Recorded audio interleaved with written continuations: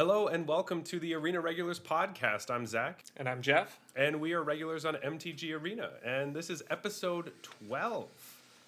Wow. Yeah. 12. This is like, we've been doing this for like 3 months. This is great. That's crazy. I know. It doesn't even feel like it's been that long. Well, it feels like it's been that long since we recorded. But. Yeah.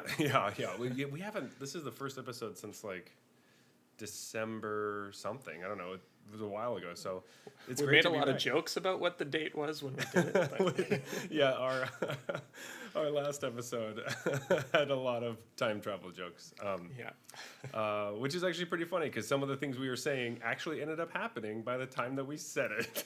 Yeah. So all over the place. Now they think we're liars. Yeah, exactly. Well, just me mainly, but whatever. Yeah, because I was way off. So. Yeah. I mean, some of the stuff we still have Strixhaven, so you don't know. Maybe. Yeah, that's true. We'll see. But anyway, we have a great show for you today. Basically, our topics, we're talking about the new season, and then we have Happy Hour. This is our Happy Hour episode for Zendikar Rising, since it's leaving us soon, and we're starting spoilers for Kaldheim today, actually, as this episode comes out. So yeah, we just want to kind of talk about the set that just happened before we get into the next one, and just remember all the good times. That's why it's a Happy Hour.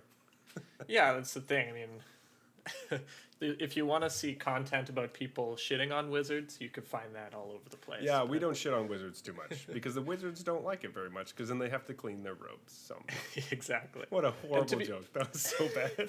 I was just going to blow right past it, but I'm glad you took ownership for that. Just show like, hey, this is awful. Okay.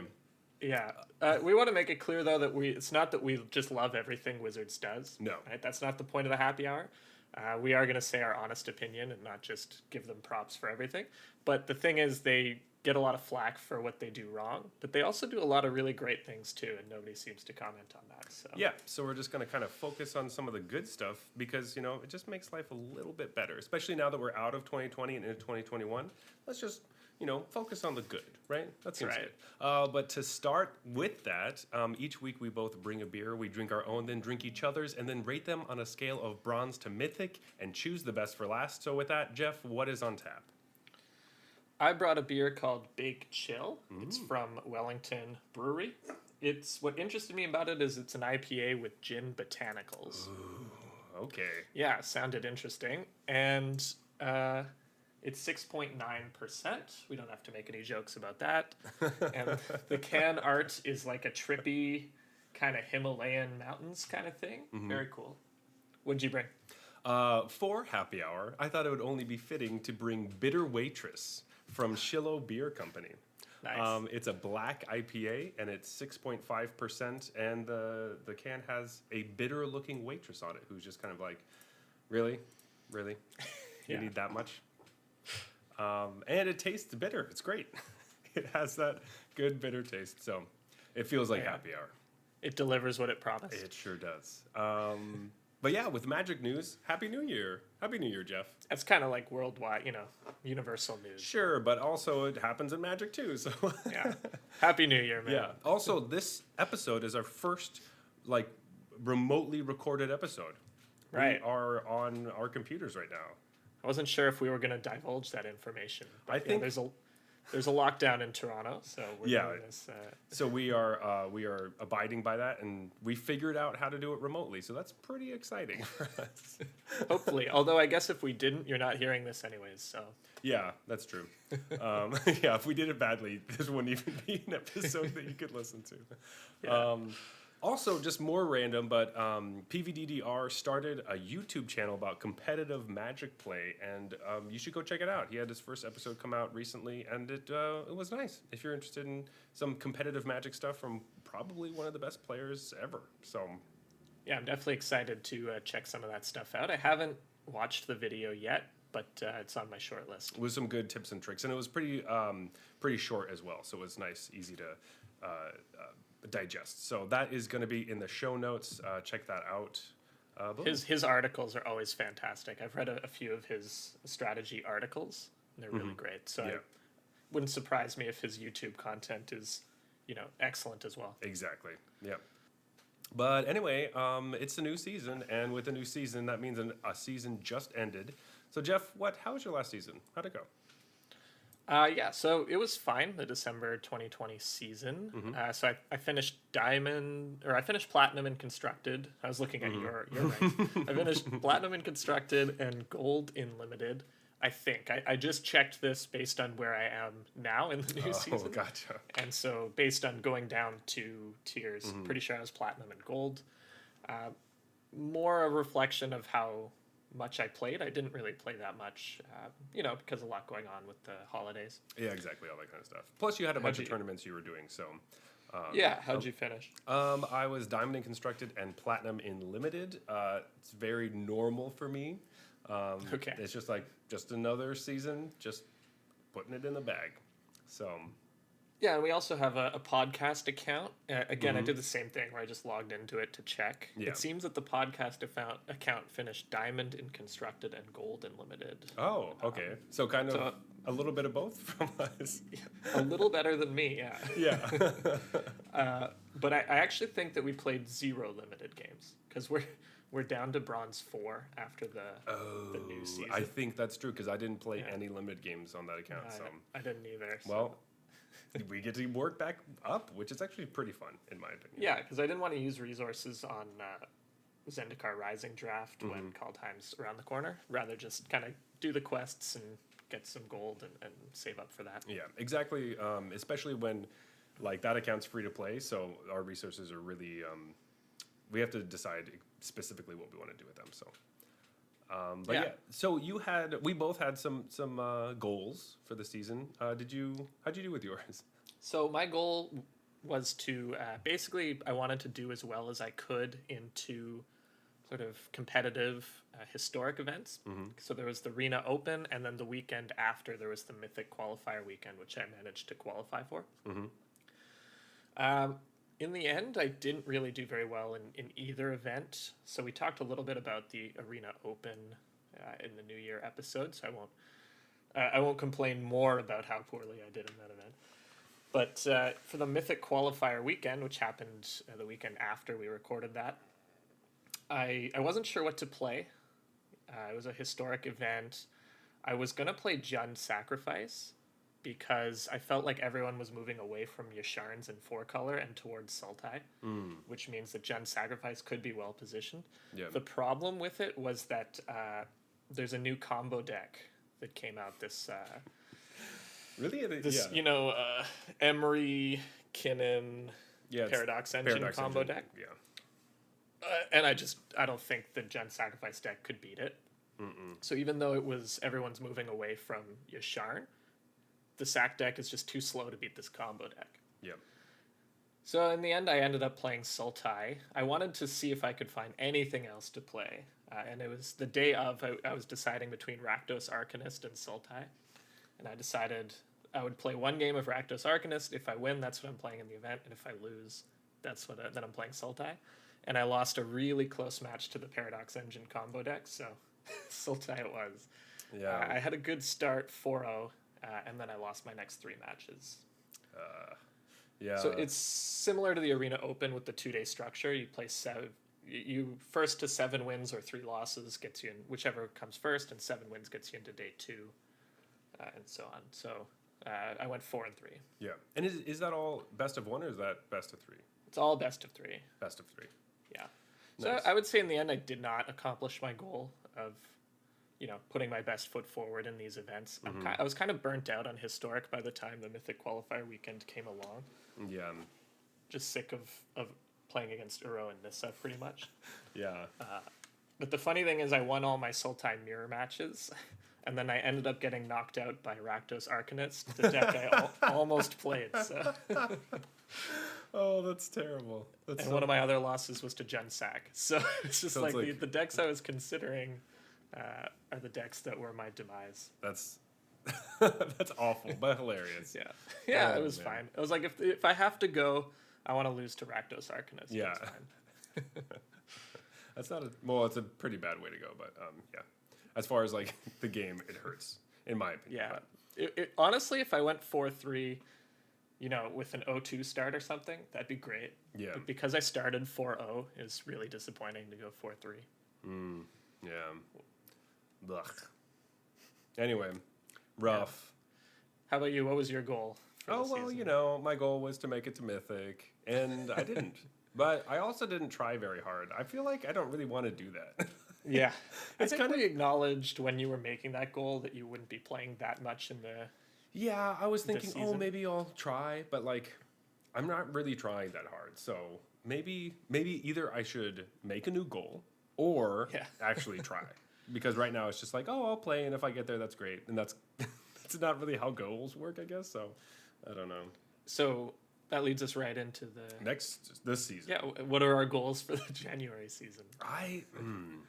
I really don't know. I don't have a good hold of what I actually want to do, but I think I have a pretty good hold on what I don't want to do, and that's blow all my resources right before call time. I think Right. I want to focus on keeping as much golden gems as possible up until call time and using it there instead of late at night drafting for no reason. I think that's This might be the most difficult goal you've ever set. could easily be the hardest one. This is actually much harder than getting mythic. Is Yeah, just not exactly. drafting and not wasting your gold or your gems on just crappy stuff you don't need. So Yeah. it's a challenge, but I think I can do it. So Yeah, we'll see. We'll see in a month's time if you lived up to that, that goal. So what about you? Anything harder than that? If you can get harder than that? Yeah, I don't know. That's pretty hardcore. No wasting gold? I don't know about that. No wasted gold. I don't think that's possible. Yeah, I don't really have any expectations this time. It would be really nice to qualify for the qualifier weekend again. So it's too late to qualify for January. Would have had to do that last month, but I can qualify for the February qualifier weekend. Yep. That'd be great, but the reality is that there's an upcoming Star City Games event this weekend to qualify for that. And that's basically my only chance because the other way to qualify is to finish top 1200. And I'm not going to play enough of a single format to do that because I'll play standard for a bit or historic, and then Kaldheim draft's going to come out at the end. When the end is really when you're supposed to be pushing for the top 1200. Yeah. And I'm just going to want to draft Kaldheim. So I mean, like, you could draft your way into the... yeah, that's true. So but that would require most of the season is Zendikar Rising. That's so that very would true. require me to draft Zendikar Rising the whole time. Or just go bananas at the end. Yeah, or just play a lot of Kaldheim. A lot of call time. I mean, if you end up cracking it early and just like, Yeah. who knows? You know, it's possible. So I guess I can set that as a goal, but I'm going to keep in mind that I basically only have this weekend to spike that goal. Yeah. So, and then we also made one for our podcast account, which is fairly similar. It's just kind of like save your resources and do the quests. I actually did some today, so Oh, great. Yeah. that's got that down for today. That's good. I logged in like once a week or two ago, and I saw that the quests were all about playing blue and black spells. So I just knocked them all out with a couple of Dimir Rogues matches. Well, people didn't just like immediately concede when you countered a spell. Not this time. I got to play 2 full matches and got Wow. those quests. Nice. But yeah, that's kind of how we have what we were thinking about for the new season. But let's just get into happy hour. I'm ready. We didn't have a particularly exciting season. So We did not. Not much more to say. But we had a particularly exciting set, I would have to say. This last I one think so, yeah. was great. Just coming into it, I haven't actually been able to play a Zendikar set in Standard and actually play through it. I know you got to play Battle for Zendikar, which was... I hated it. yeah, terrible. That's what a lot of people kind of had to say about that. Yeah. So this was great. I mean, it was fun. I know this is one of a lot of people's favorite sets as far as Planes is people's favorite like multiverse Yeah. plane is Zendikar. And I think they focused on, just to even give a broad strokes thing, they had the right idea with this set. What people like about Zendikar is like the adventure, like awesome landscape thing. It's not the stupid aliens. I mean, maybe some people like the Eldrazi, but in the past they've always been focusing on the Eldrazi part of the set. Yeah, The plane and a lot of it is like what it looks like before, and then they come, and then it destroys everything. Because it's like the idea of like pure nature, like the best nature you could have, because Nissa's from there and all that stuff. And then these aliens come in and stick their tentacles into it and ruin it. Yeah, it was just too much Eldrazi last time. Yeah, they just annihilate my fun, is what they do. That's right. So this one was great. I was super happy with it. Yeah, I guess if you play Arena, the only Eldrazi you're really familiar with is Ulamog. But Yeah, that that's should true. be enough to let you know that they suck. That they suck. Yeah, that's They're not the even worst. an annihilator one. That just gets rid of your library. Yeah, So- that's not even the best one, guys. So. It's not. So if you think that one's terrible, there's much worse than that. Exactly. Yeah. But yeah, we had 4 main mechanics for the set. It was Landfall, Kicker Party, and the modal double face cards. But let's start off with the ones that we've seen previously before. So Landfall is specifically from Zendikar, and that's where we've seen it previously. How do you feel about these new ones? I loved it. I thought this was the best. Like, they've done Landfall 3 times now. This is the third And time. this was the best iteration of it. Yeah, I think so too. The past couple of times, it was basically just an aggro thing.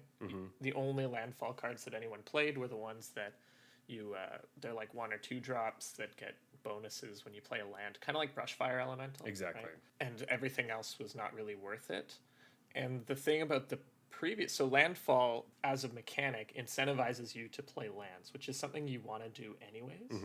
And so basically what would happen in the past is it didn't really offer any interesting decisions. You always want to just play your lands because you want to do that just for many reasons now. Yeah. But I think with the modal double-faced cards, which we'll talk about in a bit, now you have to decide, do I want to play this as a land to trigger my landfall cards, or do I want to play it as a spell because, I have a lot of lands. Exactly. So when you add in this interesting decision, it makes the mechanic more interesting. Yeah. We also had a bunch of different things that lands would do, the landfall cards would do, besides just giving it +1/+1 or +2/+2 or whatever, which was pretty nice. I did like that because we had Scoot Swarm, Morag, we had Felidar Retreat. There's like many different kinds of things. Skyclave, Shade. All those Omnath. kind of, Omnath. We're kind of brushing past Omnath for the moment. Yeah. But yeah, there was But we'll talk about them later. there are a lot of different things. Valakut, what's that card? The red one. The Exploration. Exploration. Valakut Exploration. It just seemed like the design space was broken up quite nicely, and there were a bunch more things to kind of do with your landfall, which was pretty fun. Even McKindy Ox that just like taps stuff down, like it made limited pretty interesting in my opinion. I mean, I liked that card as a later pick. So Yeah, I used to always put one of those, 0 to 1, but usually I'd put one in my white decks. And yeah, it's just it was nice. I mean, like looking back at a lot of the landfall cards from that were at least Naya and previous sets, it seems like most of them were just same thing, zoo aggro type of stuff. Where you're just like playing little things and getting in there, which we had some good ones in this set as well.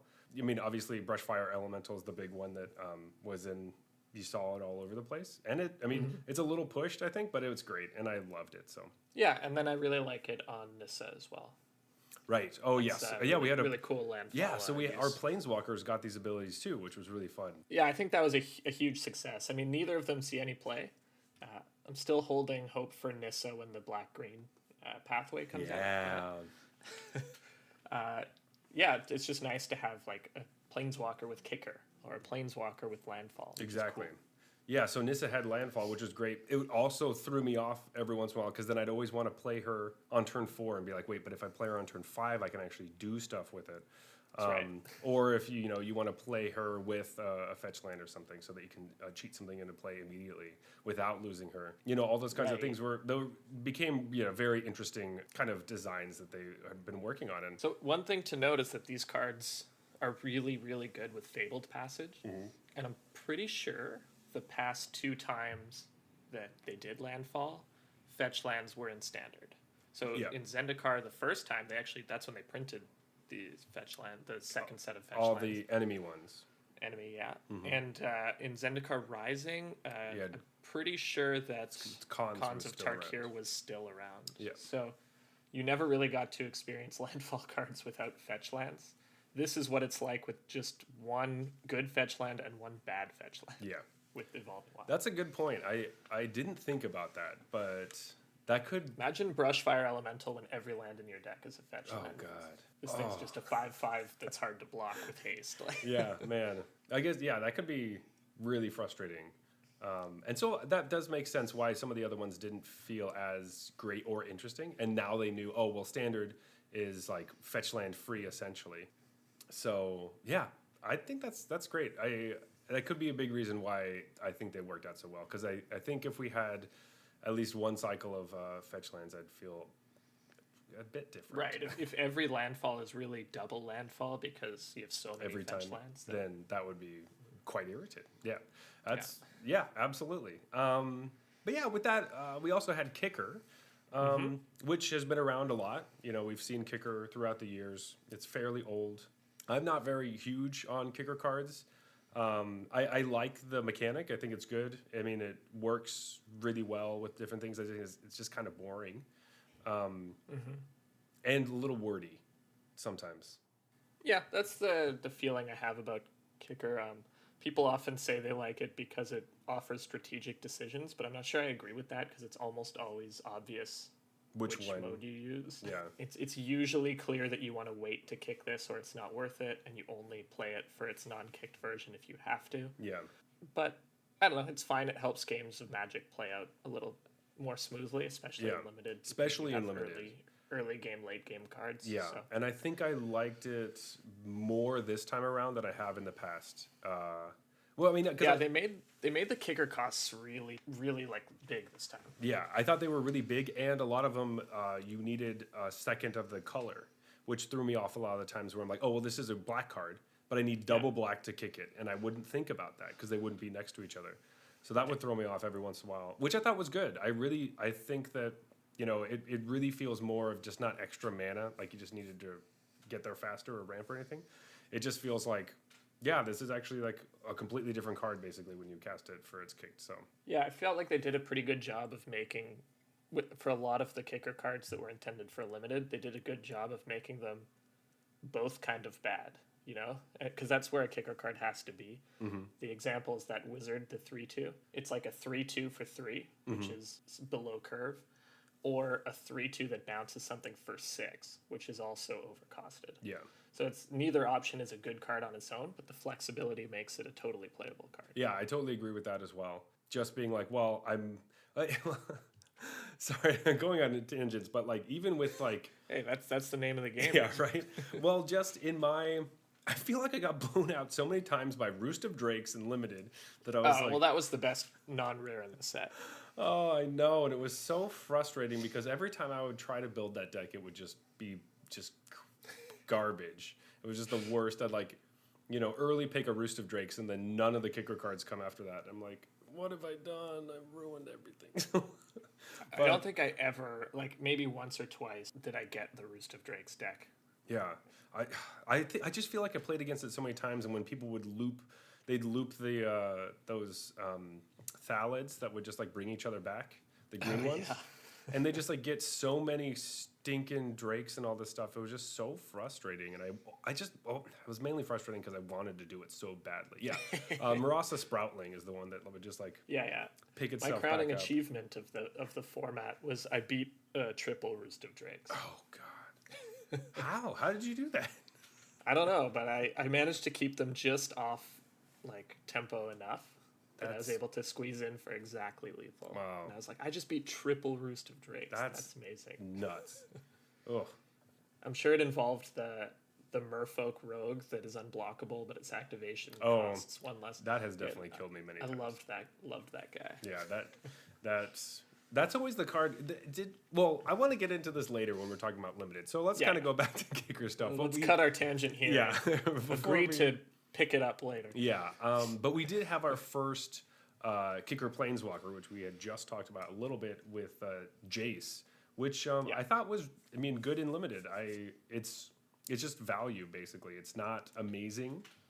You just kind of get to scry and draw, and that's what it does. I think it's a totally fine constructed card too. The problem is that in the previous set they printed Mazemind Tome, which fills the exact same role of just drawing extra cards. Yeah. And it's just a little bit better, I think. It's just a little bit cheaper, basically. Yeah. Like in the long run, it's not cheaper, but it lets you draw 3-4 cards, and it comes down on turn 2. Yeah. So it ends up filling the role that Jace is supposed to fill in these Yorion decks. Exactly. And also, when you flicker Jace, you don't get the second one. I guess you just have it out. It doesn't matter, but the You reset its loyalty, but it will. But you can't get like a third copy, which is really what you would want to be able to play it again. But I do think Maze of Mind Tome, just gaining 4 life, really has enough. That's the thing. It doesn't seem like it's a thing, but it happens to just screw up your calculations by a turn, like every time. Yeah, and the other knock against Jace is Skyclave Apparition. Just like and eats it. Yeah, man, that is a card. That is a card that we got from this set. Holy I think moly! that's the best card in the set. It probably is. I mean, besides Omnath. Well, yes, the best legal card in the set. Yeah, but it really is. And I know people. I don't want to get into a whole color pie situation, but I really like white, and I'm really glad they got Skyclave Apparition. I'm not really playing it in anything, and I really got frustrated when I was playing Gruul against it. But it's really good. I thought it was very well done, and giving them like a garbage whatever like token, usually a 2/2. Yeah, I underestimated in the preview. I underestimated how little it matters to give them back the token. Yeah, I was like, wow, that's just a really bad O-ring effect, essentially. That's what I thought too. I thought you pay 3 mana to downgrade their creature. It seems good, but not great. And it ended up being just so much better. But it's enough of a downgrade because cards are so good these days that replacing it with like a 3/3 token is really good. Yeah. I guess we should have learned that from Oko. Turning stuff into elves was actually a good thing to do. Right? And it's nice that like white gets it. Good job. I think that's great. Yeah. Turns your Lovestruck beasts into 3/3s. So I actually built a Mardu standard deck a few days ago, and the starting premise was I want to play a deck that plays the 2 best cards in standard, which I think are Bone Crusher Giant #1 and Skyclave Apparition #2. So how do we get a deck that plays both of those cards that isn't some bad red-white aggro deck? So I ended up with this Mardu mid-range deck that just features all my favorite cards, so I call it Mardu Trade Binder. But I've actually been winning with it. So I mean, if you have 4 copies of both of those cards, I think you have a good shot of Sure do. there. That's great. It's actually more of like a black-white deck splashing red for Bone Crusher because black-white's mana is better than red-black, and I wanted black cards. You got to send me that list. Yeah, I can send it to you. Do it right now. I don't know if it's good yet, but I've been crushing gold tier with it. I just skyrocketed up to platinum. So. Great. But we also had a party mechanic, which I thought was going to be garbage. I hated it when I read it. Well, I didn't hate it because I always like things that are really flavorful. But I thought they were like jumping through too many hoops to make this awkward, flavorful mechanic is how it read to me. But after playing with it, man, I love it. I think it's super fun. Yeah. Like, especially in Limited where you're starting to pick cards based on if it's not an optimal card in the colors it's in, but because it has that creature type or something, it becomes like, okay, well, I actually do want some of these. And originally when I was looking at it, I was thinking if you don't have a full party, then you shouldn't be playing party. Like, what? You have a full party. But even having 2 or 3 really makes it, right? For sure. Yeah, for me, that's what I think about it. It's tribal done right. Yeah. Because now when I'm playing my blue-black rogues limited deck, there are a lot of rogues that want you to have party members.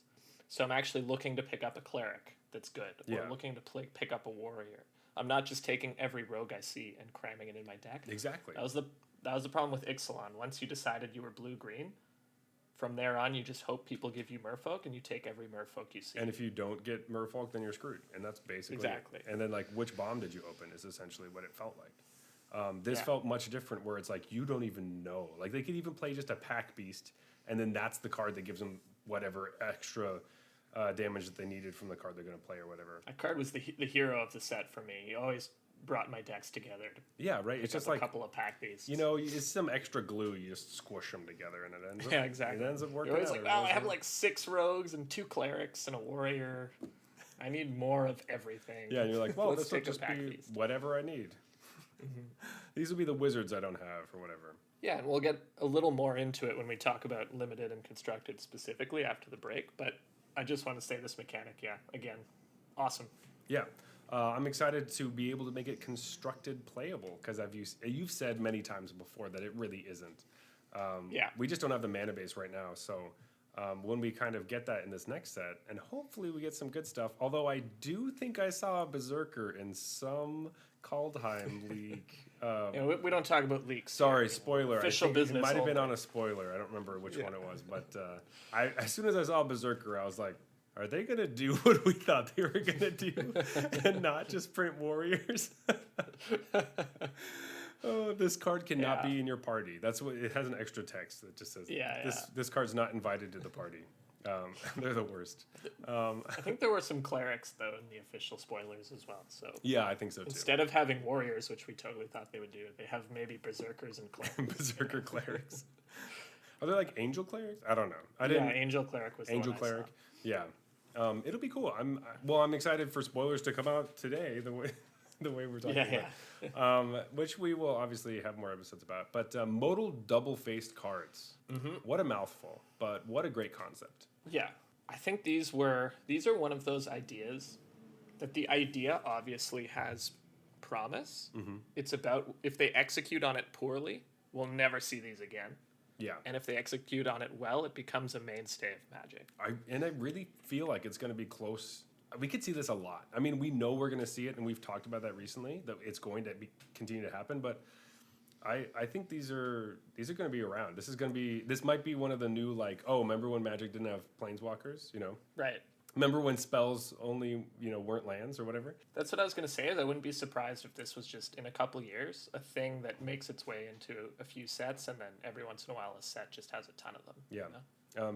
Just to keep, maybe Standard will just always have some sort of double-faced card, modal double-faced card in it. So, and once again, I'm saying we should just call them pathways, always. So, even if they're not lands, just any double-faced card like that with a Anything's a land is a path. pathway.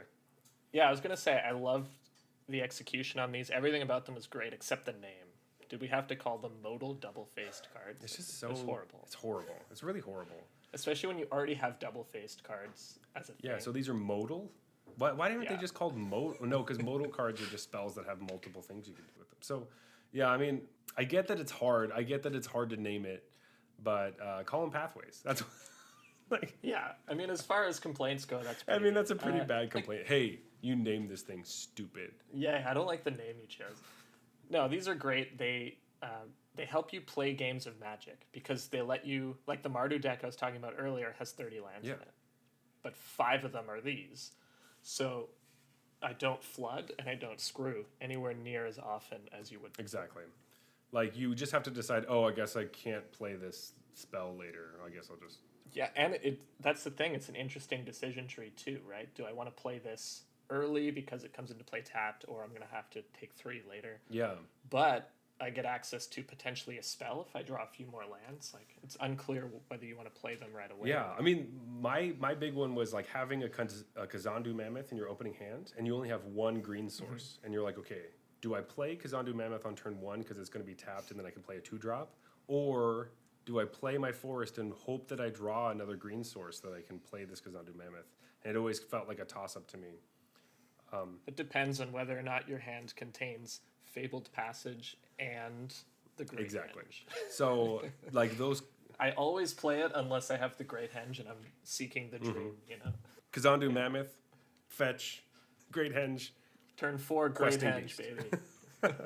Yeah, oh, God. I've done that a couple times, and I've said it before on this podcast, but I'll say it again. Feels amazing.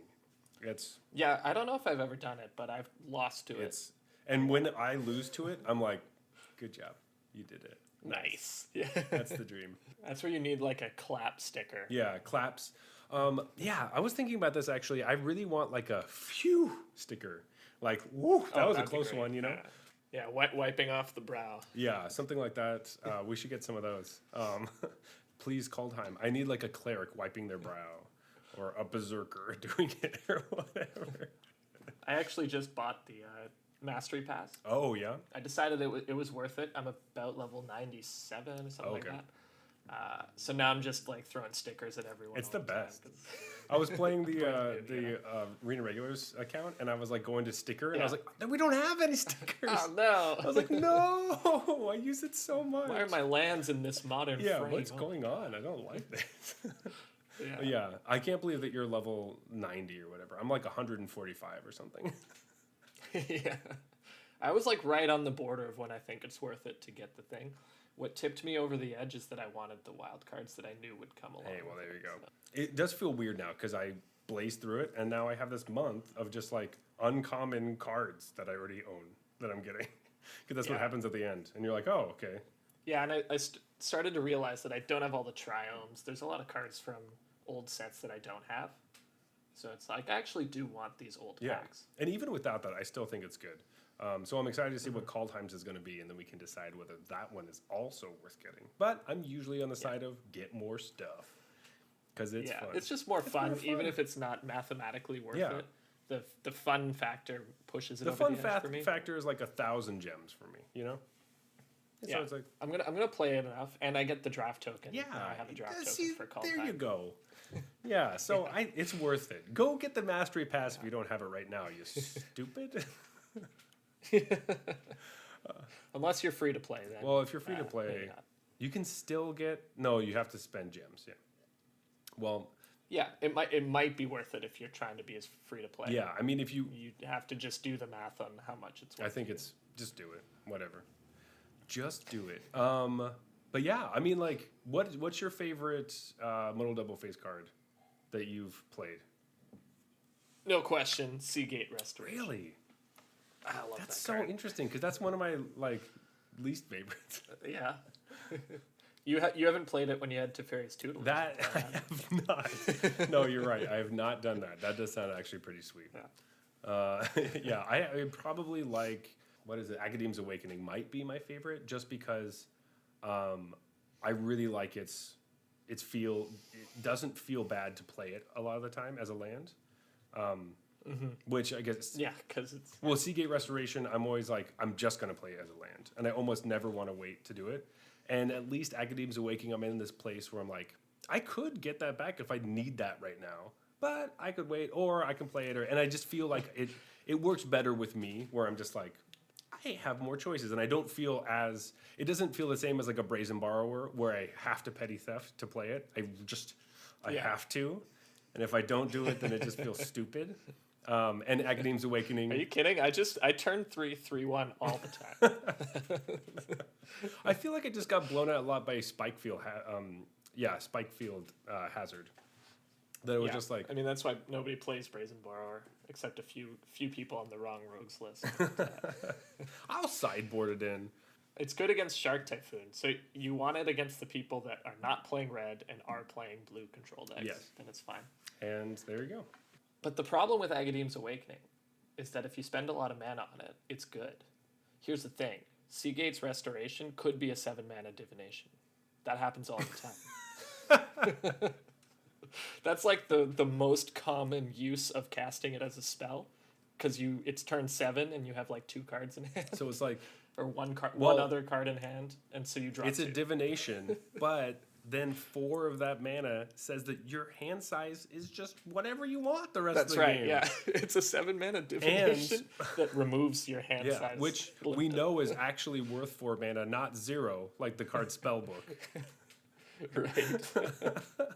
Or it's on some lands. isn't it? Exactly, or just like a Thought Vessel, or just That's like -1 because Reliquary the card Towers. gives you mana. Yeah, it's really like you spent 4 mana to get that? Really? Okay.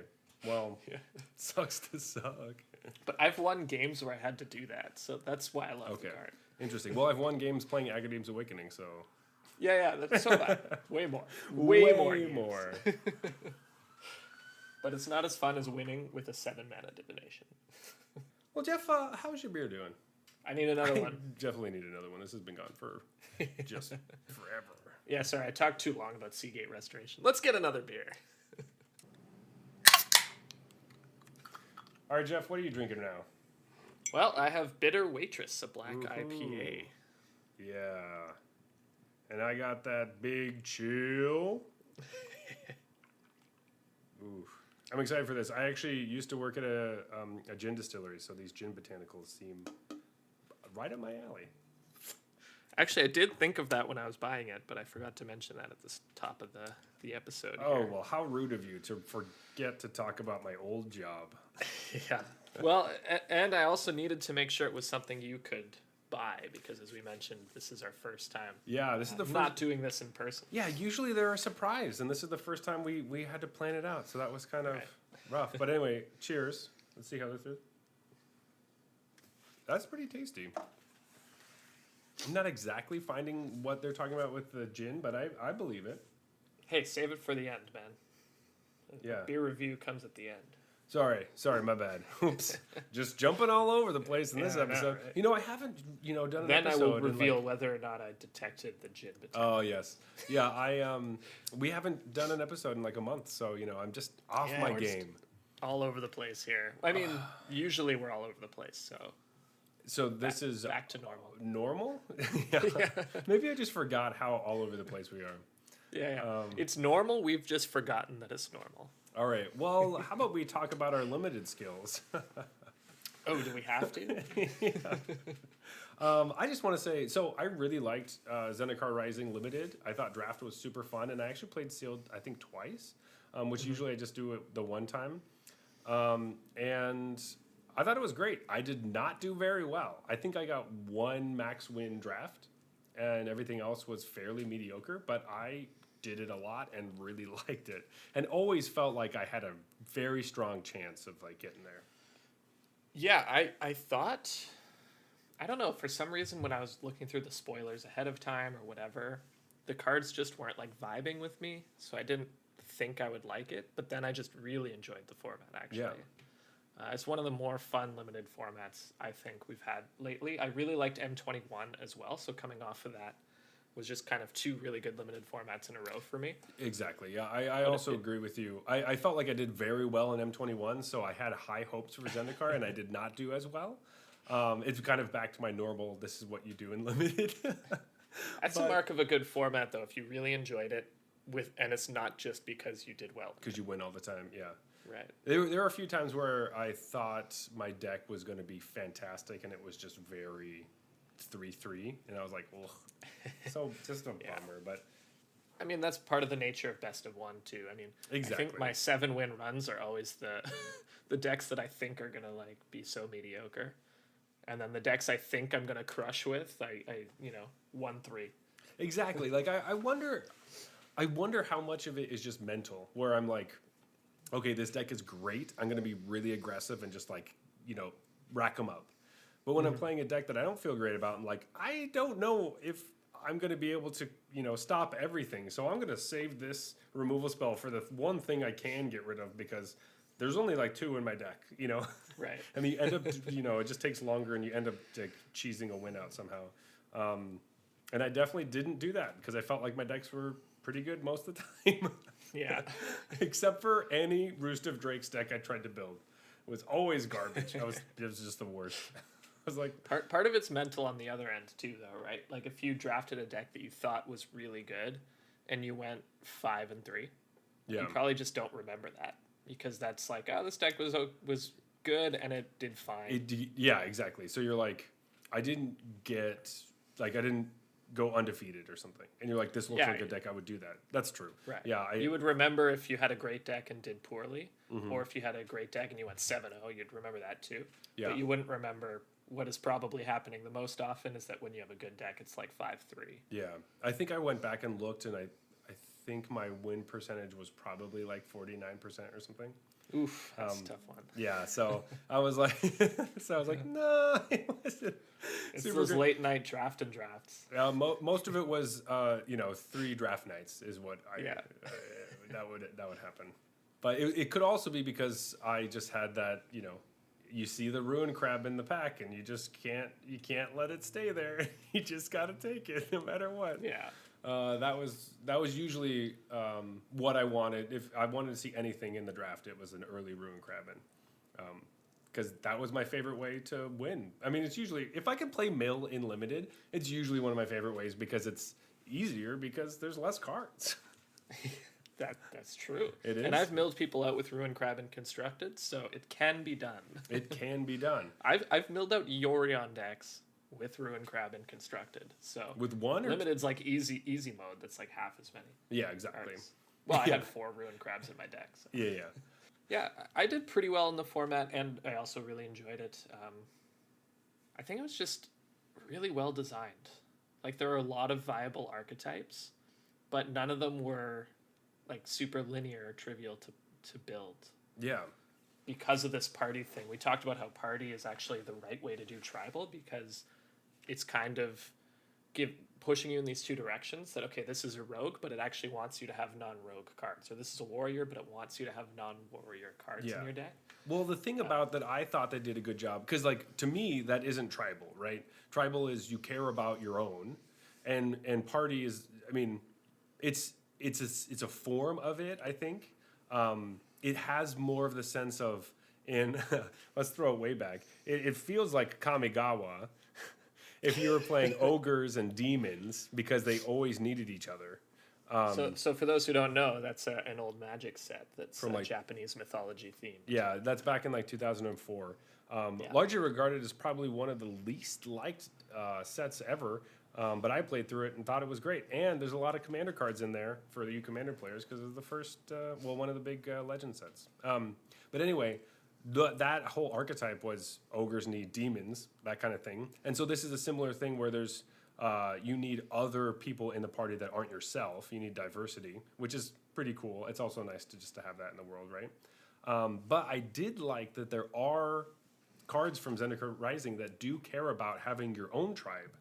Right? So there are warrior cards that are like, we want more warriors. There's rogue cards that are like, we need more rogues. So you have both of those things happening simultaneously, which makes it work well. Because different decks want different cards. Yeah, so party itself is not tribal. When I say tribal done right, what I meant is that the limited environment was actually kind of a tribal environment, where you had 4 different tribes, and there were 4 archetypes that wanted those tribes. I get what you're saying. But like you're saying, the existence of of party means that when I'm building blue-red wizards, some of my wizards want me to have non-wizards, and some of them want me to have all wizards. Yeah. And so it's not just, draft every wizard you see. Because every wizard doesn't care about having other wizards. Exactly. Right. Some of the good wizards actually want you to have clerics and rogues and... Yeah, and it teaches you how to draft. I always like a draft set that kind of teaches you how to draft, and I feel like a lot of what Mara would talk about, or Wizards, will be like, we want people to open packs and it to be intuitive, to be like, if you see a card that says this thing, there will be more cards that do that, so you don't go down a path that doesn't exist. The as fan, right? Yeah, the as fan, which is how much you see certain types of cards. You don't want to have a rare that cares about something that... Or like a big bomb that cares about stuff that doesn't exist in the set, because they're adding it for a deck that's, not part of that. For the limited environment, it's like, if you haven't seen any of the cards or any of the spoilers, you won't know if that's real or not. You're like, oh, this is a thing because this card's here. And then you start going through the set and you're like, it's actually not there at all. Right.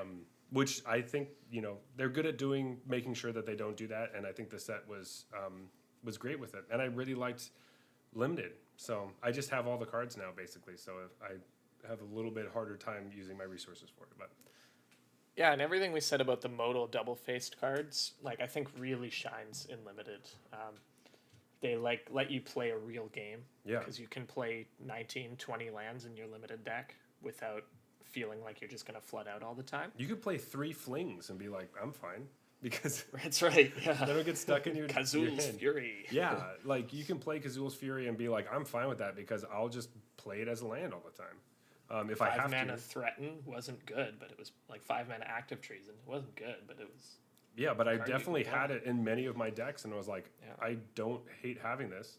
Also, I loved So this was one thing that didn't really happen in Constructed, but the cards that would return lands to your hand were so fun if you knew that your deck had this ability, and early on in the game you're like, I'm going to slam this onto inversion down or whatever, and you're like, maybe later I'll get to pick it up and play it or something like that. Maybe not a rare, but Even the fling or anything. You're just like... Anything, yeah. Especially the two we just mentioned, which are highly situational. Yeah, especially because they're red and you have that... there's that the Helion. The Helion that will pick up a land and deal 2 damage. So that one I really liked. I valued the bird a lot less than most people, so I never ended up having it. Yeah. But I really liked the red one. I also agree with you that I liked... specifically having a 4/5 was a really good blocker in this set. I mean, 4/5 is a good blocker in most sets. And but the 2 damage was relevant. It was relevant. And if you pick up something like a fling, then there you go. Or the active treason card. Like, great target to pick up. Especially because this set did feel quite like board stally. Like, I always felt like there was a position where we got stuck. And we were talking earlier about the rogue that becomes unblockable. I loved that guy. And that would just wreck games. Like, you're at a board stall and they played that card and you're like, I have to remove that or I'm done. Yeah. You know, at least with flying I can try to block, but that you can't at all. Because it wasn't like can become unblockable if you have enough party members. It just costs less. And so you can always be unblockable. So you're like, crap. But to be fair, there was a lot of removal in the set. There was a lot of good removal. So there was good removal. There was bad removal. It was everywhere. You would have lots of removal. Yeah, I think one of my favorite decks that I built was like a black-white clerics deck that had a ton of life gain, and everyone was really low on Feed the Swarm at the time, and so I got to pick up just a butt ton of Feed the Swarms, and I was just killing stuff all over the place, just because I knew like I'm going to gain all of this back, so I don't really care. Well, that's what you get for identifying good cards ahead of other people, though. That's like just a thing that happens in Limited. That card was just good, and nobody was playing it except you, so you get 3 of them. I thought it was good, and then there was a certain point in time when I think people just decided that they hated it. They're like, this card's just not as good as I thought, and then people just stopped picking it up. And then I was like, they're everywhere. And it was perfect for my deck, because I'm like, it felt like people weren't picking them up unless they were playing the Clerics deck. And I was like, okay, well, give me 5 Feed the Swarms in my deck. Okay, this is awesome. I mean, I had a lot of early success. Do you remember what my favorite Limited card was? It's the Bug Catcher. Yeah, exactly. I think I identified a little before other people how good that card was, because I would have 4 or 5 of those guys in my set, or in my deck. And it's just basically a 3-4 power trampler that comes down on turn 2 in your aggressive decks. Well, the thing is that I have a hard time with, it looks bad, because anytime you see a creature with 1 power and trample, you think it's garbage. Just like immediately, I'm just going to think that's just a terrible card, right? But to be fair, it has 2 power because when it attacks, itself. And it doesn't look like it though. You know, when you're looking at cards, you're like, everyone is like, that's just a 1/2 with trample, and you need other cards around it. No, it's always a 2/2 when it attacks. Because it's a That was actually the card I wanted most in my blue-red Wizards decks, because those decks were aggressive, and it would always attack as a 3/2, because everything else is a wizard. Yeah, and then you just like run over landfall creatures specifically are so weak to block. And it's just, I had done well with it after you had kind of told me, and you would, if you see them going around pretty late, you're like, I should pick this up because I'm going to get a few more later, and it's going to really help me out. So that was a big surprise to me. Yeah, I think I just played it. I said, it looks okay. It's like a 2/2 in aggressive decks. That's fine. Attacks as a 3/2 sometimes. And then after playing with it, I was like, nah, this card's great. Because in the late game, it's like a 5/2 trample. It trades with something good. Yeah. It was just a great Limited format with a lot of tough decisions to be made, both in the draft and in the games, I thought. Mm-hmm. I don't think it was like an all-time favorite, but I think Wizards did a really good job building it. Just a really enjoyable Limited format that I played more than most. Yeah, I definitely agree as well. And I will probably revisit it in the future when they bring it back. What was your favorite archetype? I think, I played a lot of rogues, just because before that I was actually playing the Dimir Flash standard deck. And so I already kind of felt like I had been playing with Thieves Guild Enforcer already, and realizing I hated it in that standard because milling into their Uro was the worst. And it just like kept screwing me, so I had to take them out of the deck. and play something Still else. doesn't feel great when you mill an Ox of Agonis, you know? It doesn't, but I feel better because Ox takes 8 cards, right? I mean, I guess it takes your whole.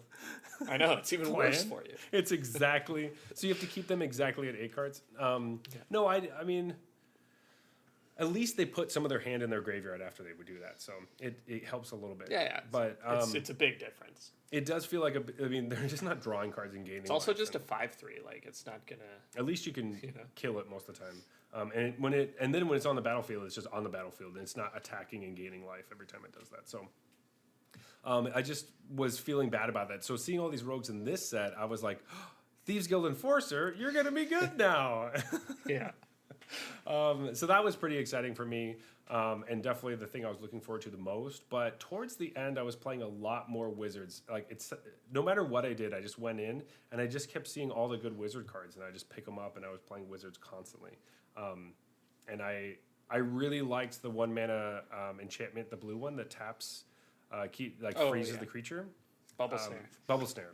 So I really liked Bubble Snare because most of the time those cards either keep the creature tapped or tap it and keep it tapped. And because this one did both, so you could just play it for 1 if something attacked. I really liked the versatility of that one, and I was higher on Bubble Snare than probably a lot of people, but it's just one of those cards that I was like, I like this one, and it always feels good to get rid of something in blue for 1 mana. For 1 mana, yeah. It's interesting. I had almost the opposite. I was really high on Wizards at the start. I was basically always seemed to fall into Wizards. Mm-hmm. Part of the reason was that there's that 1 mana Chilling blue spell minus Chilling Trap that nobody else seemed to think was good at all. And I would just take it because if you have a wizard, it's really good. Yeah, I thought it was garbage. I was like, this card sucks. And then and then after you sent me a few deck lists, I'm like, you're playing a lot of those. You're like, it's good. And then I played it. I was like, this card's pretty good. If you have a wizard, it's great. Yeah. It's bad if you have 1 or 2 wizards. But once you have 5-ish wizards, it's a good card. Mm-hmm. But then other people started playing more wizards. And I tended, by the end, my favorite archetypes were actually the party ones. So I liked blue-white and I liked red-black. My favorite was red-black. But I played blue-white a lot more often because red-black, I think, was the better deck. So other people were vying for those cards more often. But, you know, the red-black deck, when it came together with the Bug Catcher and then the 2-drop Cleric that drains them for your party. Malakir Blood Priest, yeah. Yeah, if those are all your 2-drops, like 3 of each, and then you just have a bunch of random stuff at the rest of the curve, you just win. A lot of the time. I loved Malakir Blood Priest. I mean, it was great. It was a great card. I thought that was fantastic. I mean, yeah, it was just really, it was good. But again, it's not that good in clerics unless you pick up, right? Like as a cleric, it just drains for 1. And you think about it because it looks like a cleric card because it's draining, right? And that's a kind of cleric archetype. And so you're like, okay, that's a white-black archetype. And so you're like, that's what that card is. But then the more you play it, you're like, no, this card actually fits in a different deck, and I didn't realize that. Like, it's fine in black-white, but it's really good in black-red. Yeah, yeah, absolutely. So that's why I think the party mechanic really adds a lot to the tribal dynamic. Yeah. I also thought it was really great that the modal double-face cards, if you are splashing for one of those colors, you can splash for all the modal ones. Because either you have the color in your already out and you can play the card, or you play it as a land and it'll help you with the other splash cards that you're going to play. Right. Like you can just put 3 red modal double-faced cards into your black-white deck. Without a mountain. The first one you draw comes down as a land, and then the other 2 are turned on. Exactly. And I just thought that was super fun. I was like, that's a great way to play. And like, I'm a big advocate for splashing, especially when you're drafting. Just try some stuff. This is the time to play a bit more, and it does feel a little bit more like everybody likes the pre-release and that kind of stuff, where you're kind of on the fly figuring things out. And I thought that was a great tool to see if it worked or not. I could never get it quite to be exactly what I wanted, but it always felt great. I liked having a spell that you're like, well, I can't play this now, but I'll play this so I can play the other one in my deck that I know about. So yeah, it's really cool. Yeah. Yeah, so all in all, just a great limited format.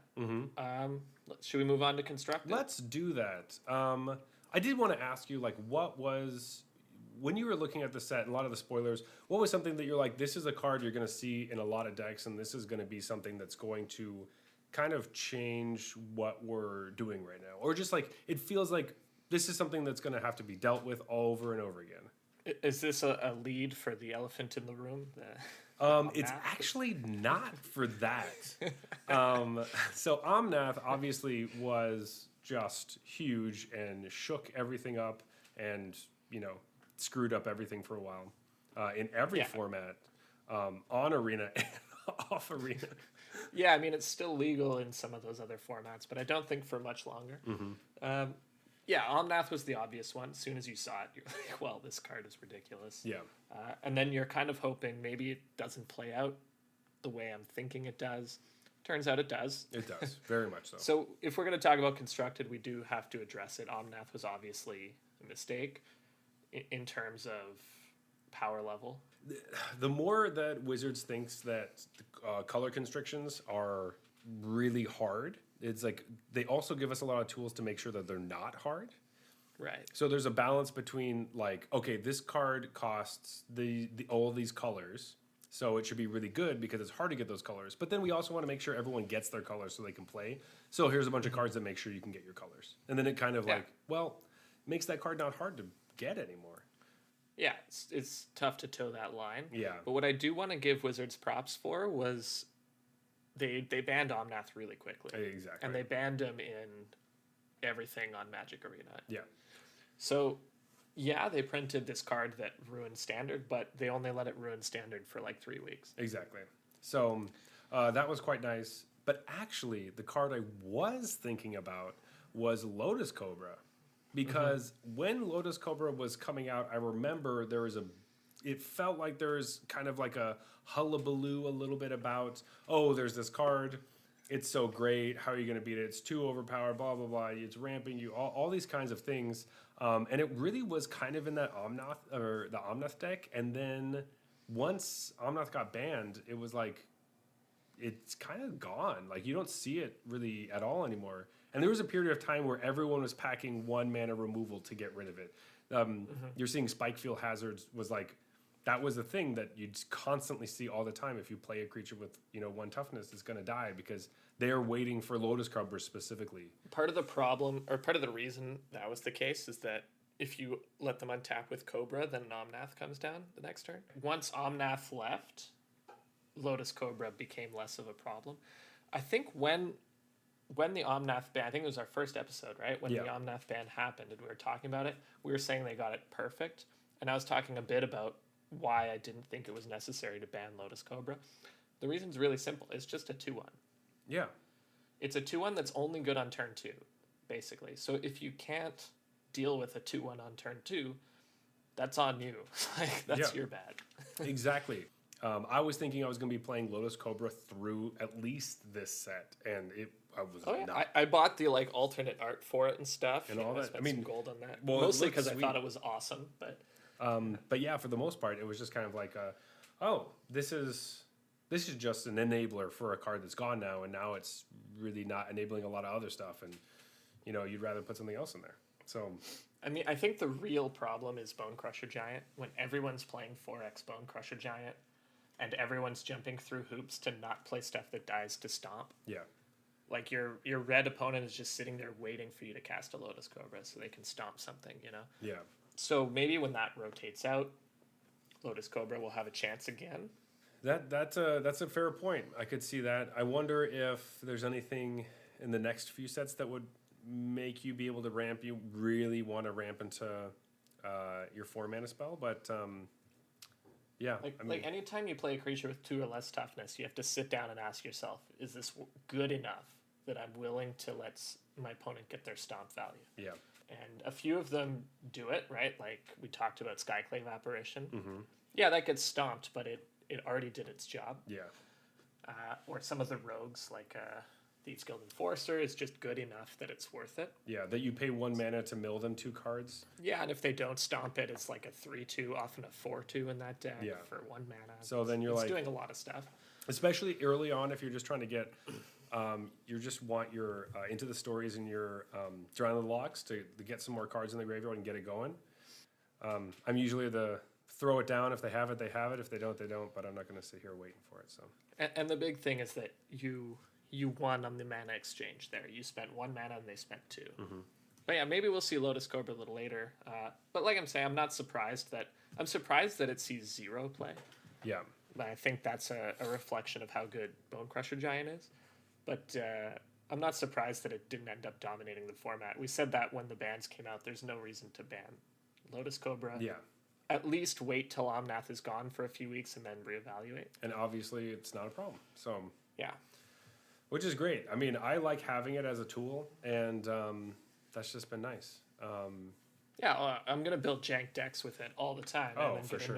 annoyed when my opponent stomps it. Yeah. And be like, come on. Like, I'm not even doing Come on, anything man! I was about bad. to do something awesome next turn. Come on. Yeah. And by awesome, I mean really cool, but not game winning. Yeah, but this is the best Standard has been in a long time. I think. Like. Yeah, I think Standard has been really fun. I've been enjoying it quite a bit. I've been playing a few different decks, so and watching it a lot. So that's good. And part of that equation is the introduction of rogues, which came with Zendikar Rising. Yeah, which I was saying earlier, I was very excited for because we saw it with Thieves Guild Enforcer. We're like, oh, this seems like it's a thing, and then it came to fruition. Which number one, I think is really fun when they add little seed cards for the future. Right. Oh, really cool. But the great thing they did with rogues was they did that with the preceding cards, but they preceded the answer. So a lot of the time they make the mistake of building a deck that's too good, and then the answer has to come a year later. Yeah. Right? This time the escape cards are already here. And that's the natural enemy of rogues, because it both gets rid of your graveyard, Yeah. and they're giving you card advantage by milling an escape card. So it's sort of the natural, like you were saying Uro earlier, the best escape card was so good that it made it almost impossible to play these decks. Once that got banned, it's still just the natural enemy. So it's just really smart to have that first. Have the answer first, and then the deck second. Yeah, I think that's great because everyone kind of found that Ox of Agonis is a great sideboard card with that. Right, and nobody played it before Zendikar Rising. Yeah. It'd been out for over a year, and nobody was playing Ox of Agonis. So it definitely gives like a nice little puzzle. Like, hey, we're anticipating this being like a deck, and then it might be a problem, but you have the tools to fix it. Instead of being like, when are we going to get the tools to fix it? Yeah, I'm not going to lie. When I first saw that everyone was playing these rogues decks, I was thinking that that's just a fad that's not going to last, because I was thinking the deck is somewhat trying to mill you and somewhat trying to Kill you. attack your life total, and so I felt like it had split personality. Yeah. It's a mill That's you the and problem kill with you it. deck. But after playing with it, I realized that's actually the strength of the deck, is that it can win in either way. Yeah. And it really rewards you for understanding how the game's going to go before your opponent does. It's like I play a lot of games where my opponent is making plays to stop me from damaging their life total. Meanwhile, last turn, I already decided I'm going to mill them out. You know, like, so then I just let that happen, and I get the advantage from that, from realizing how the game's going to end before my opponent does. And you've told me that many times, and so now I've been trying my best to try to figure that out as well, and know, okay, is this a deck or is this a game where I'm going to win by killing them or milling them? And Right. yeah, And for me, honestly, it's about 50-50. If I have to give the edge to anything, I would say I mill them out more than I deal 20 damage. But yeah, I think that is also how I've been playing the deck, or at least how it feels. But as soon as you kind of start taking the Xeris Sands out, and the big one was the Nighthawk Scavengers, once people stop playing Nighthawk Scavenger, you got to have a little bit more of that balance, because before that card really wants you to hit and hit hard. that's all damage. Yeah, Yeah, I was tardy to the party, so I've always played the Luris version. yeah. So, The Luris Crab version is the only version I've played. and I played many iterations of it, and the one where you sideboard in one version after the first game, which is Right. Always fun when they're like, okay, Yeah. so this is a control deck. I'm gonna do this. You're like, actually, now I'm a creature deck. All out aggro, baby. Is pretty funny. But and like you said, Uro actually got banned during Zendikar Rising Standard. Yeah. So I know it's not really about the set, but it was nice that Wizards did the right thing there and got rid of Uro. I mean, they should have gotten rid of Omnath at the same time. I understand, hey, let's see if Omnath is a problem with Uro gone. Yeah. Turns out it was. But Uro, yeah, we were talking about this last time. It felt like Uro had been around forever. And it But wasn't. actually, less than a year that it was less than a year. legal in Standard. So now he's gone. We get to see what screwed up stuff's going to happen in Kaldheim now, which is pretty fun. Yeah. But I think I'm pretty happy with this last set, and I'm glad we got to just kind of sit down and talk with it. I mean, like it's. I would like to say that obviously a lot of people hate this card. It has been really frustrating for a lot of people that are playing it, but I think it was super fun, and I really loved the first time that I saw it do what it does. Is Scoot Swarm getting mutated? I knew it. Was Scoot awesome. Swarm. I thought that was great, and of course, there's a lot of like Scutate people that are so tired of seeing that happen over and over again. That's Scoot hate. Scoot hate, yeah, you're Scoot haters. I mean, I haven't seen it a lot recently, but man, was I just so excited the first time I saw my opponent do that. I was like, whoa, I like that. So again, I think they got it right though. It's very did. cool, but it's not tier 1. It's not good enough to dominate competitive. Exactly. Yeah. So it's a really fun interaction, in my opinion. A lot of people were very frustrated by it, but hey, I think everyone thought it was cool when they first saw it. I think, and then after they play it a few times, if you're not playing it, but I really liked that. I thought that was a great way to tie a set from not the last one, but the one before that into this one, and find new ways for mutate to be interesting, as instead of just kind of being cannibalistic with itself, being all mutate cards. You can do something cooler and different that. Yeah, exactly. You're right. That's the natural problem with mutate. Is everything with mutate wants you to have more mutate. Exactly, and you won't have any more really.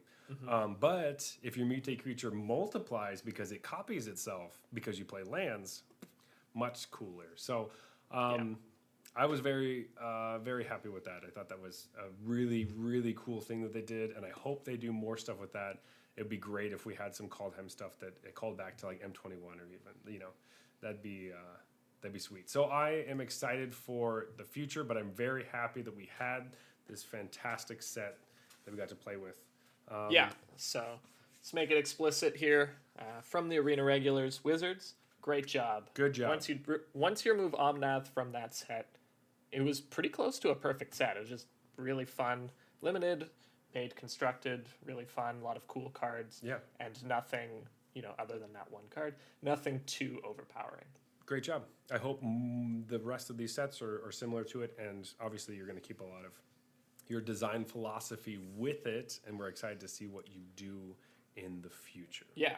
And with the success of the MDFCs, I'm looking forward to these creature equipments that we can't figure out who actually predicted that.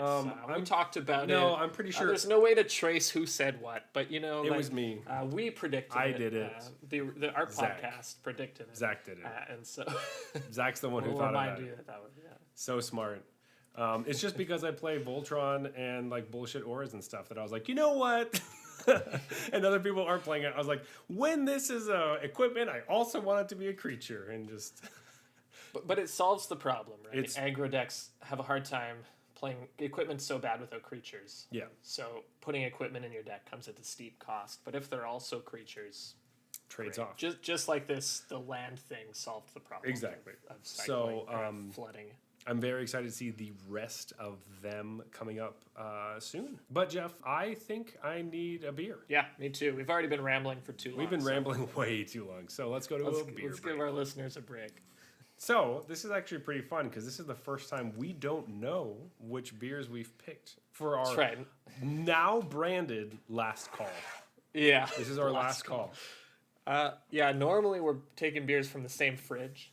So even if we tried to do it in secret, whoever went second could figure out. I'm not going to hold a beer under my shirt and get it all warm and gross and But this time, our final beer selection is happening remotely. So I have no idea what Zach picked. I have some idea what I picked. Okay, are we ready? Yeah. 3, 2, 1. Oh!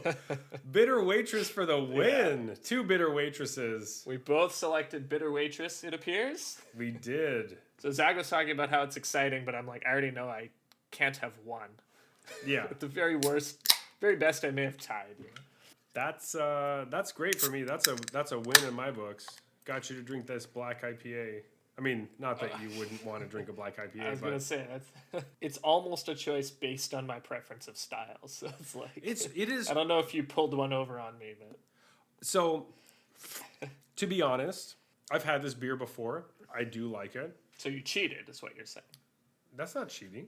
I brought a beer to the podcast. I've done it so many times where I brought beers that I know are awesome. You brought Jelly King last time. How are you going to try to say that I cheated? Also, Fin du Mont. Yeah, so like, come on. So I've had Bitter Waitress before, and I was surprised by it because I just thought it just seemed funny, and then I tasted it. I was like, this is actually pretty good. I like it. The bitterness it feels more like a coffee taste instead of an IPA taste. Yeah. Which I'm all for. I'm a big coffee fan. So to be honest, it's not my favorite black IPA. Oh my no, favorite, probably not. My favorite one is made by I think it's Shillow. This is Beer Shillow. Company. Are you Are you serious? No, I'm just making a joke at my own expense. Jeff's talking about when he was talking about his favorite black lager that I had brought to the podcast, and he was mentioning how much this other one was so much better than the one I brought. I was like, bro, that's the one I brought.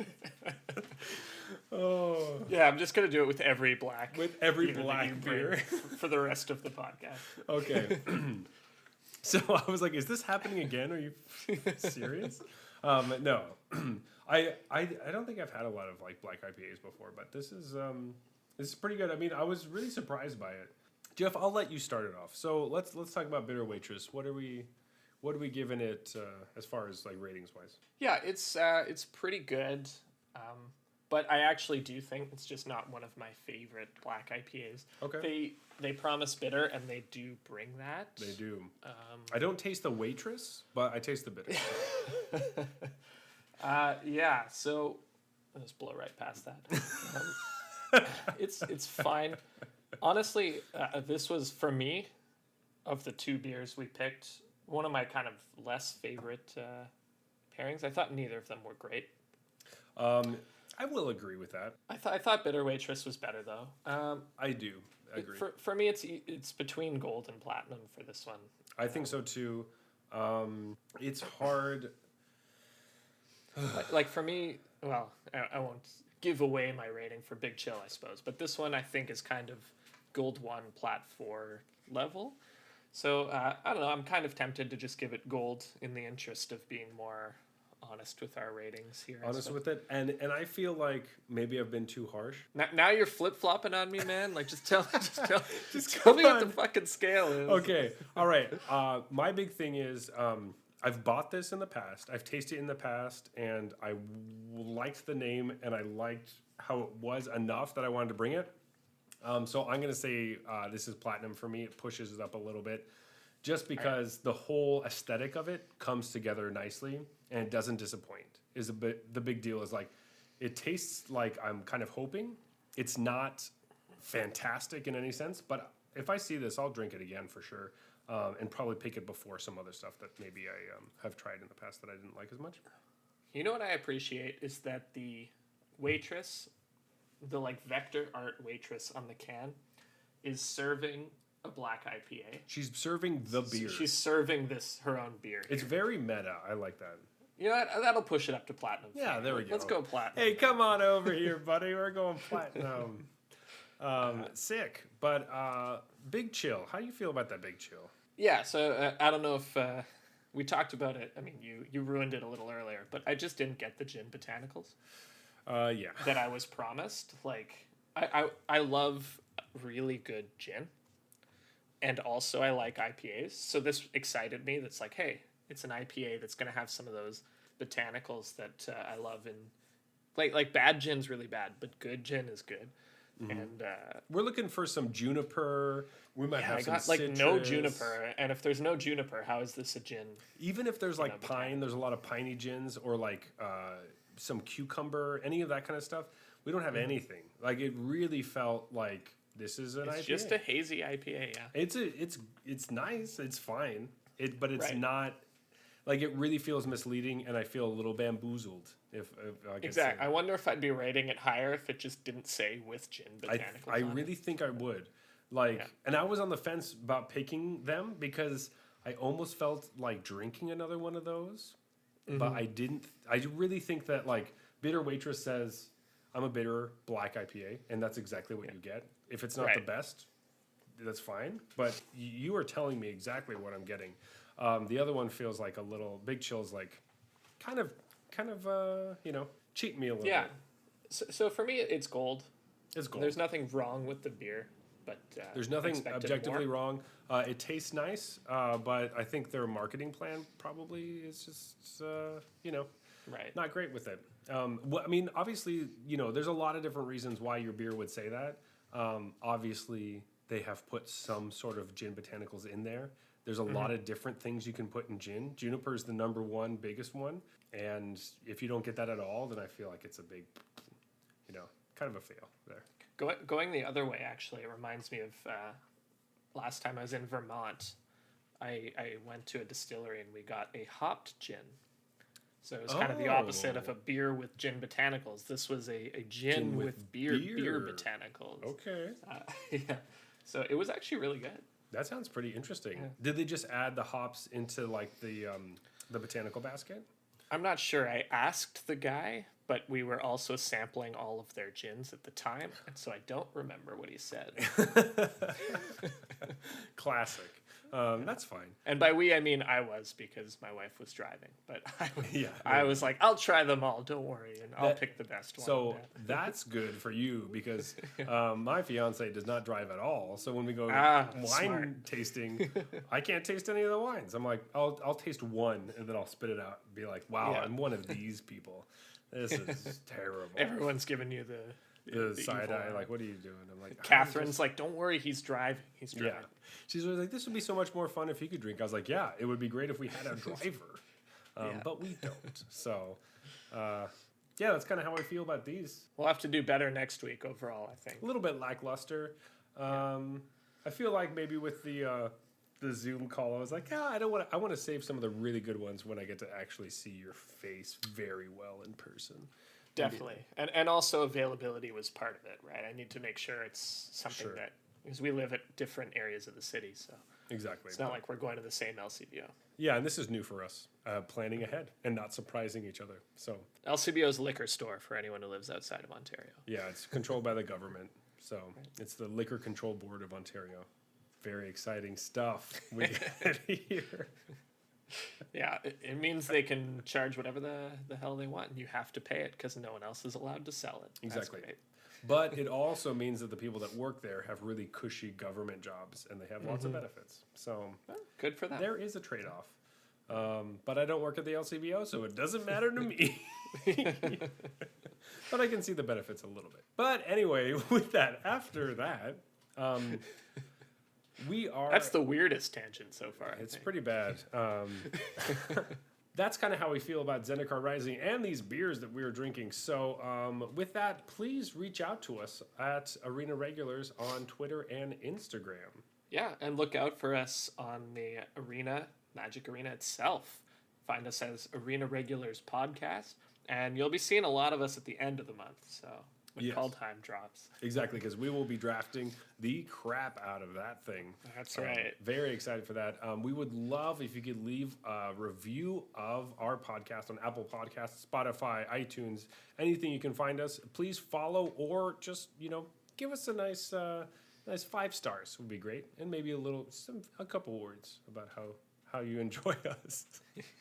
Hopefully you enjoy us in Yeah, the yeah. review. Otherwise, don't leave us a review. Yeah.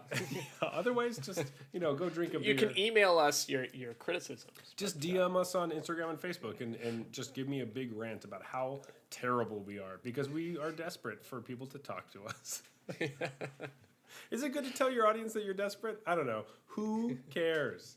It's a good thing we're joking. But with that, that is the wrap of our digital episode, which will probably be happening a lot more now. So, cheers and good night.